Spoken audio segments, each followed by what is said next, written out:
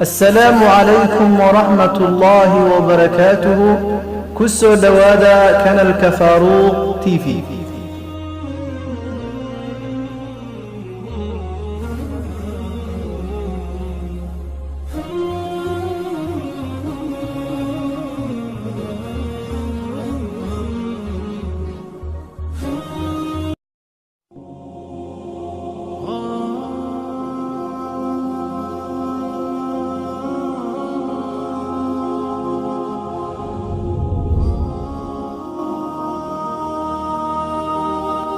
waxaa jiray wiil dhalinyaro ah da'diisuna ay 18 sano.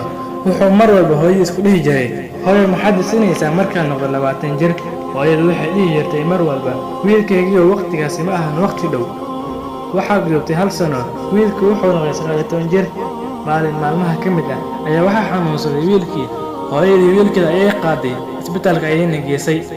dhakhtarkii ayaa ku jiray hooyadii, wiilkaagu wuxuu ka xanuunsan yahay wadnaha, mana sii noolaan karo wax badan. hooyadii waxay u tagtay wiilkeeda si uu u soo ogaato xaaladiisa. markaasuu wiilkeedii ku yidhi, hooyo muxuu ku yidhi dhakhtarka? waa dhimana ma ahan hooyo. hooyadii soo baxday ayay oynayso. ugu dambayn wiilka ayaa ka soo baxay isbitaalka isagoo 20 jir ah. caafimaad cusub kadib wuxuu aaday gurigooda. qolkiisa ayuu wuxuu ku dhex arkay waraaqad ay uga tagtay hooyadiis, waxaana ku qornaa, xasuusi wiilkaygii oo maalinkaadii lahayd, hooyo maxaad dhisinaysaa markaan noqdo 20 jir?